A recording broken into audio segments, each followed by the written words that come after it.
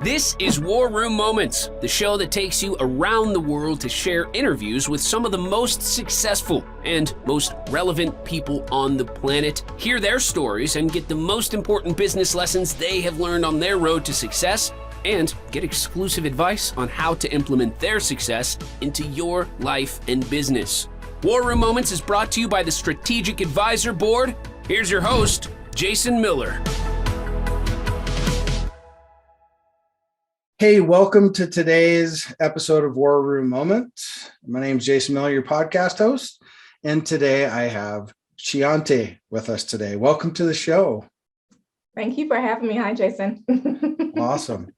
Well, hey, I always start out saying this, and that's I'm really horrible about introducing people. So introduce yourself to the audience and tell them what your superpower is.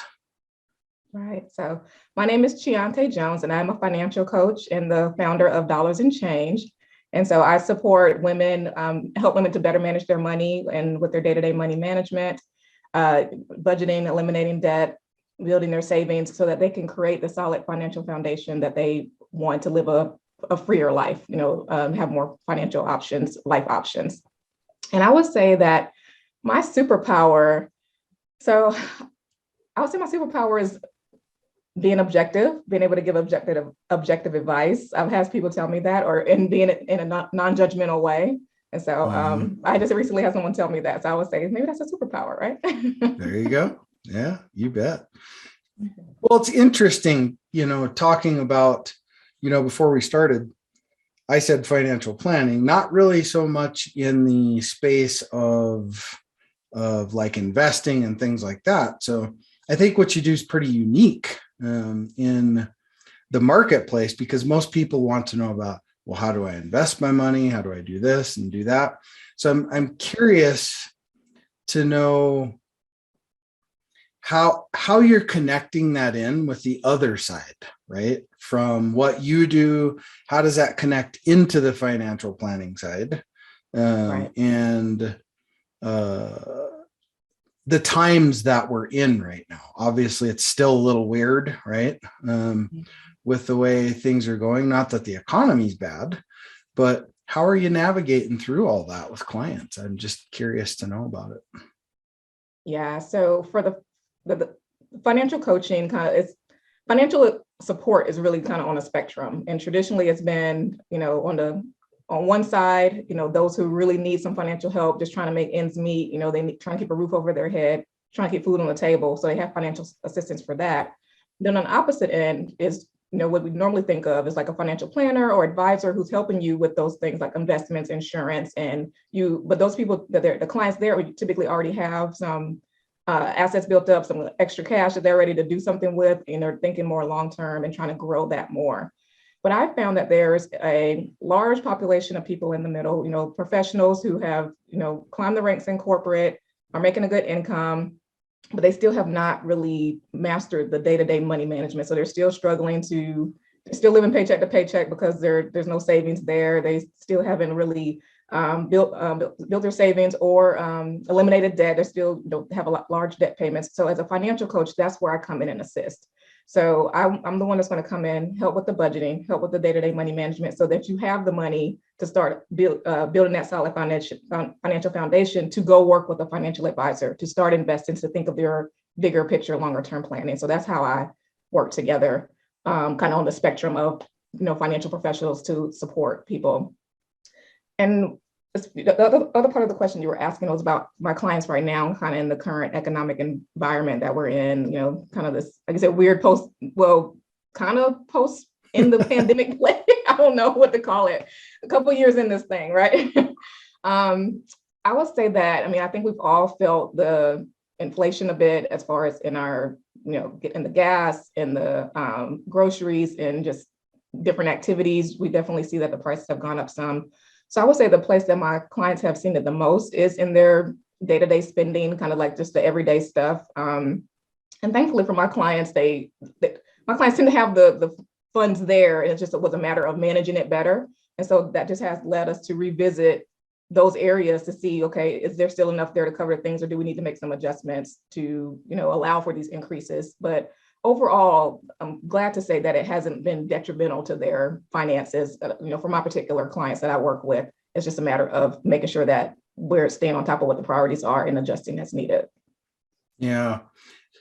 So I'm interested, like statistically, not sure if you track this or not, but looking at a family household pie chart, right? Of this much money gets spent on groceries, this much gets spent on fuel, this much gets spent on activities, this much gets spent on all these things, right? I'm curious from your perspective of working in that specific trench, right? Of how has that changed in the last couple of years? How have you seen that pie chart really shift? I would say that right now that is something that I look at with my clients when we first start, and then just to get a level of awareness of where they initially are. But you know what? I'll be honest. Once we kind of get things situated and we start looking forward, I don't necessarily track that again to see like where their percentages end up. But I would say that there probably hasn't been a huge shift in the pie chart. I think there's still going to be, the amount that they're putting to their retirement, or sort of like the savings bucket. There's still going to be the amount that's going to their housing expenses. And for my clients in particular, a lot of them are homeowners or a homeowner, so that their mortgage hasn't like significantly changed. I do have one client that is a renter, and she did see an increase, and because she was in a better financial position from working together, she was able to navigate that increase a lot better than she probably would have before I talked to her about it. And she was saying that, in the past, when that would have happened, she would have really been kind of scrambling about how to, cover this, and she still did look at other places, other options of places to live, but she felt a lot more comfortable with that increase because she knew she could afford it, like she could navigate around it. So I have seen more of that, of just having more confidence in being able to navigate the changes, rather than it being like a huge shift one way or the other in like kind of the allocation of their expenses. Sure. Yeah, I don't know. I guess, obviously this year has been a year of crazy inflation this year. And what do you see as, because there again, you're in the trenches of all this, not necessarily stock market things and stuff like that. To me, you're in the place where the real world is, right? Yeah. It's where the real world is happening. And what cause and effects are you seeing from this constant rise of inflation over time, just on the family dynamic? Because I assume you're kind of seeing a little bit of both, right? There's the money side, then there's the family dynamic side of things. Because, regardless if you're well-to-do, you're rich, you're wealthy, all these things, right? When you're losing money to something, well, that's a gaping wound that's going out of your pocket, right? So I guess, how do you see a lot of stuff that's happening financially, from just the financial side to the family side? How do you see a lot of that now? Or don't they cross for you much? I would say there's nothing that has significantly stood out as because of this happening financially, it's impacting the family. Like from working with my, like the family dynamic. Right. I would say the results that I've seen from my client aren't tied to, the economic things that are going on. It's more tied from the work that we were doing together. So as far as just working on their own personal finances to better manage those. So for example, I have a client who's married, and her husband started having more financial conversations about money and started working together more as a team. And so that's more a result of coaching and her, taking a different and having a different perspective on her money and what they were doing, rather than because of the, economic environment. And I've seen clients where, things that they may have been spending on before, say for their kids, or, say birthday party expenditures or Christmas gifts and all that kind of things, like their perspective about that has shifted some, not so much because the money's not there, but because they just don't want to spend it so much on, like they realized it was excess, that they didn't need to spend all of that to still for their kids to have a good time or to enjoy their birthday or Christmas or the holidays or whatever. So it's been more of a, I would say like a mindset shift just from doing the work together, but not necessarily from being impacted by the current financial situation or economic situation. So I would say that's more of the dynamic I've seen Right. in the work that I do with my clients. Right. Who's the smarter planner, do you think, nowadays when it comes to generational? X, millennials, or Gen Zers? You know, what? Who do you think? See, I personally think like I have a 3 and 5 year old, and they're already smarter than me. So I mean, I think that generation's just going to be way smarter than us. And I don't even know what that generation is called, Jason. Like, what is that? What is the generation for your kids? I don't even know what that's called. I don't know either. My wife told me the other day, but I can't really. Remember what it is. But you know, looking at it from that perspective, because I'm sure you work with a varied variety of people, right? So, who do you see that's really, you know, a lot smarter with the way they plan? Is there a generational gap in there that one is kind of doing better than the other? So to be honest, a lot of my clients fall into the, I guess it would be a Gen Z / early millennial, so which is like a kind of, I think they call it a cusper, where you're on the cusp of millennial and Gen Z. So like these are people like in their mid 30s to like mid 40s. So that age range, it's not quite millennial as like you hear about millennials a lot, because that's an earlier millennials. So that's different than somebody who's born in like 91, 92, right? Sure. Somebody who's born in the early 80s. So a lot of my clients do fall in that same, I guess, similar generational. So like they kind of have a similar mindset about things and had similar experiences growing up and seeing different things versus someone who came out of college, 5 years ago, or somebody who came out of college even 10 years ago now. So mine tend to be a little bit older than that.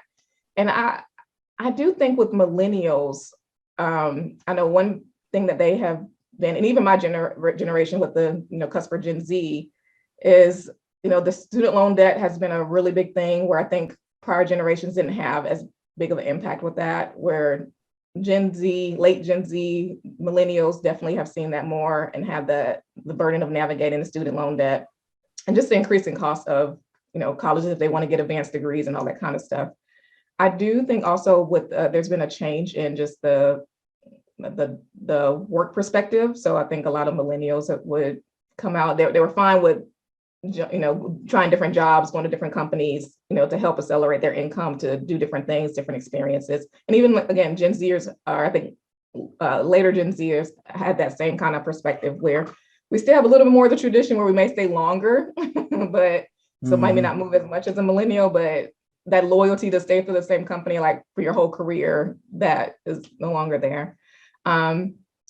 And I think this, with our generations, we also had to start thinking differently about retirement. So, in the past, you got that pension, and that's, that company that you worked for all those years was taking care of you, retirement. You can rely on that, where that's not the case anymore. A lot of retirement now falls on us. And so I think when clients come to me, their mid 30s, they've kind of done whatever in their 20s, and they realize, okay, I'm 30 something now. I need to start adulting all the way and really thinking about beyond just spending right now, but like, what's my future going to look like financially?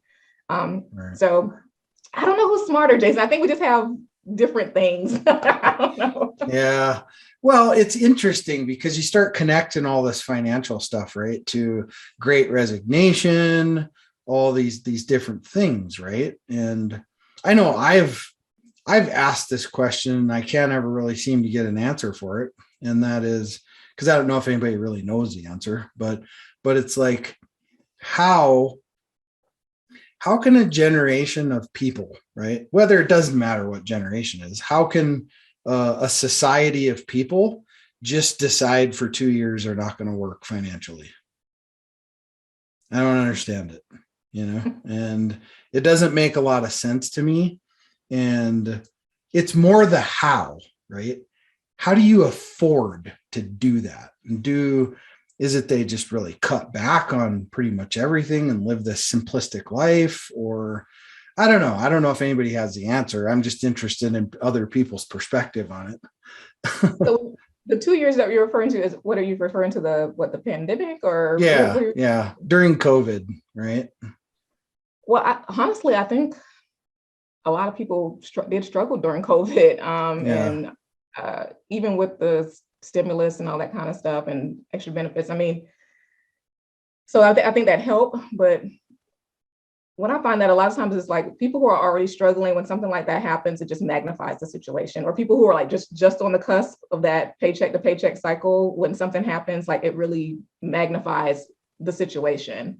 And really honestly, in the like financial coaching space, financial space, the thought was, oh, people are going to really need us now. They're really going to reach out. And what we kind of found is like some people did, right? But a lot of people kind of just a little hunker down a little bit. They kind of just like, let me sit here, let me figure this out. And they're not like, and then once they start coming out of it, they're like, okay, now that I've been through that or got through it to some kind of way, now I'm looking for this financial help so I don't have to deal with that again, right? So like I can be better prepared for the next thing. So I think in some cases, people have really struggled through it and really been impacted, but not everybody struggles when, for every economic situation, somebody is profiting from that or thriving in that, and somebody else is struggling, right? So I think even with this, with COVID, not everybody struggles. Some people, went out on their own and was able to grow businesses. I think the online space, which is, where I would consider myself as a, virtual coach, really boomed. Like a lot of people was willing to hang their shingle out there and say, hey, I can offer this service, and help in this way. And so I think that also led people to find new avenues to generate income, get creative, for the brick and mortar businesses of how to still serve people and get income coming in. So yeah, I don't know exactly what I think everybody's situation was a little different, but there's people on both sides of it who are just now starting to recover maybe, Yeah. Well, and I do think a lot of people, they figured out the art of the hustle, right? And they were like, you know what? However, I got to make some money. That's how I'm going to do it.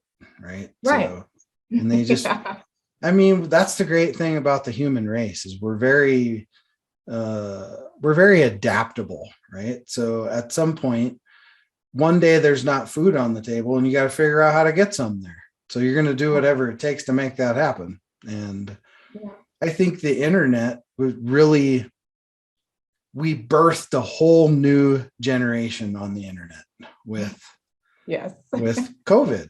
And I'm not sure it was a bad or a good thing, but I also seen how in the brick and mortar big corporation space, how they've, not all of them, but some of the bigger companies have now saw, oh my God, look at all the money I can save by just leaving people at home. Or, look at how better my staff is.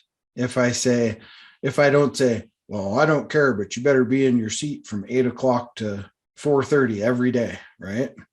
And then after lunch comes around, all you do is stare at the wall for 4 hours. Right. So there's some change in all that where you're seeing these big companies go, look, here's your job, do it. If you're done by noon and you go golfing, great, right?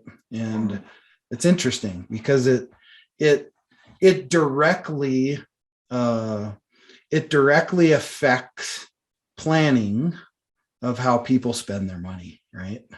And how they're able to spend their money. They're able to spend more time with their families, all these things. I think it's a great thing.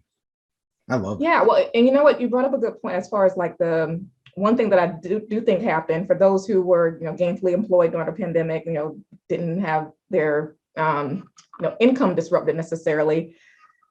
I think a lot of them, and probably just people in general, were actually found themselves saving a lot more because they weren't out doing all those things, right? So, I mean, some people kind of might have went online buying more things, because that was available always. But I know I did hear, like, especially 2020, going into 2021, that, hey, I'm actually saving a lot more money because I'm not going out doing all these things. I'm not eating out all the time, or, whatever. I'm not hitting up all the happy hours I was going, just different things. I'm not traveling like I was. So like they were able to save if they if they focus on doing that, right? If they, and then that'll set you up to be in a better position later, or or when things open up again, like now. Yeah, for sure. Well, what's a gold nugget you could drop on everybody? Not your process or your secrets or anything like that, but what's a real good like financial tip that you could share with a listener out there to help manage their money a little bit better? Yeah. So one thing I hear from people or see from people is they think that, when they make more money, that these problems will just go, like their money problems will be solved or it just will go away. And so one of the biggest tips is to learn to actually manage your money, because it's not going to go away. If you make more money and then you just end up spending more money, a lot of times your lifestyle ends up increasing with that.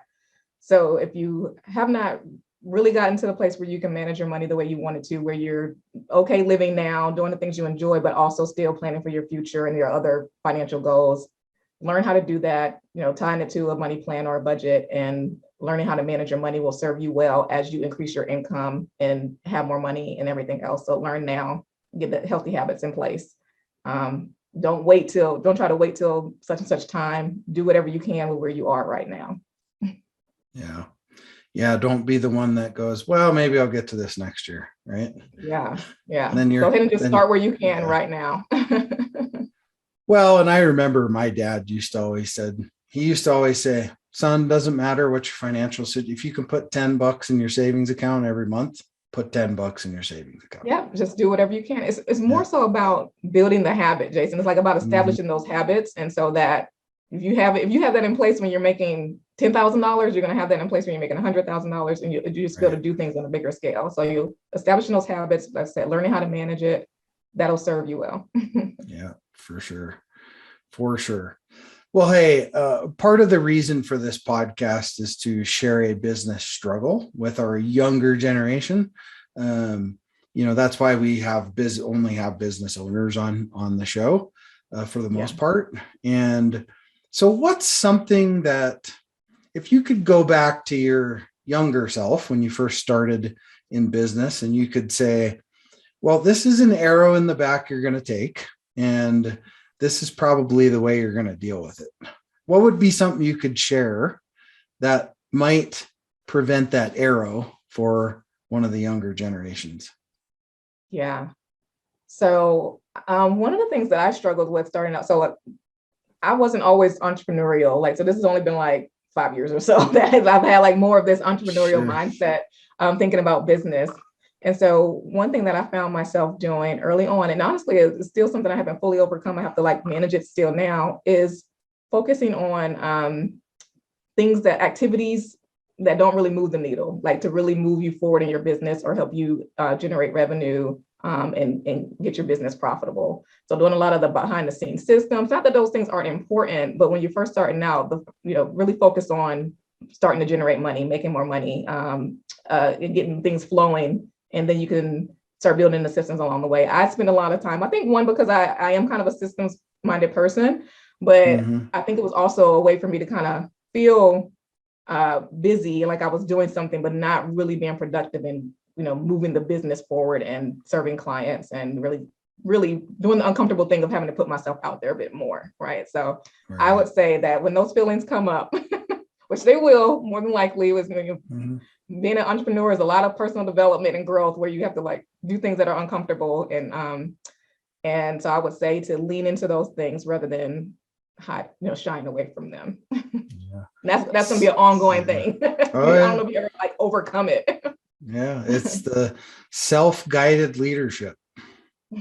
That's what it is. Right. So for sure. Well, thank you for that. And just kind of close things up. I like to kind of end things on this question. Here's the question. The one you were like, oh, why didn't you tell me about this beforehand? So if you could pick someone to be on the show, mentor, friend, family, doesn't matter, that you had a question that you always wanted to ask, what would the question be, and who would have you had on to ask the question? Oh, So I was thinking about this. And so the people that came to, like, I think about like Oprah, you know, she's super aspirational, like this successful businesswoman. And so I'll just say that I will bring Oprah on. Hey girl, bring Oprah on with me. And I would ask her, I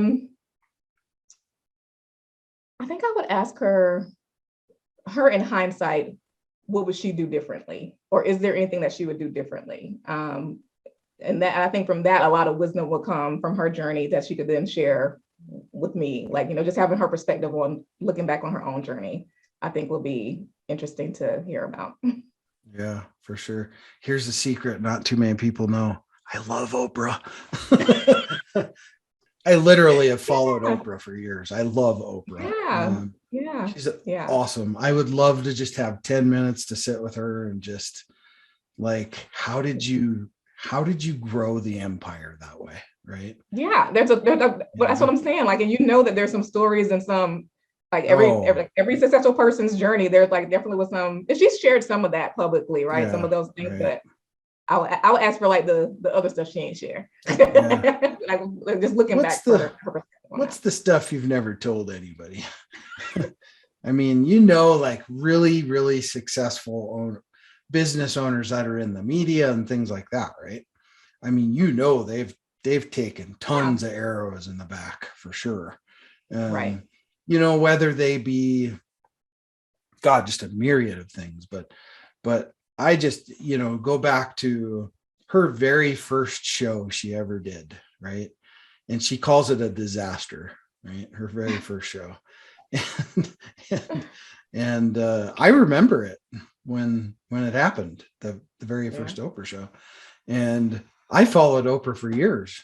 So, you know, I still watch the OWN network. So I love the masterclass. That's my favorite. Yeah, there's some good stuff. And that's what, like, I would want her reflections on her journey. Like, I want to hear that, you know, switch seats, right? You become Oprah and she becomes the one that gets interviewed. Give me all the goods. Yeah, there you go. Gold nuggets in there. Yeah, for sure. Well, hey, how do people get a hold of you? Yeah, so my website is dollarsandchange.com. And that's kind of the central hub for everything. That'll have all of my social media handles, you know, more about coaching and my services that I offer. And you can also directly contact me through there. I'm also on Facebook and Instagram at Dollars and Change Coach. And I'll be happy to connect on LinkedIn as well, which I'm under my first and last name, Chianté Jones. And you can find me on there. I'd be happy to connect there as well. Awesome. Well, Chianté, thank you for taking the time today out of your busy schedule to spend a little bit of time with me today and share some of your insight. Greatly appreciate it. Thank you for having me, Jason. I'm glad to be here. Awesome. Well, hey, thank you for joining us today on this episode of War Room Moments. Again, always remember, dream it, believe it, and achieve it. It's Jason Miller, your podcast host, signing off. Thanks for listening to War Room Moments with your host, Jason Miller. Please leave your feedback and visit strategicadvisorboard.com to get the latest and greatest business advisement on the planet. Follow us on social media for updates, and we'll see you on the next episode.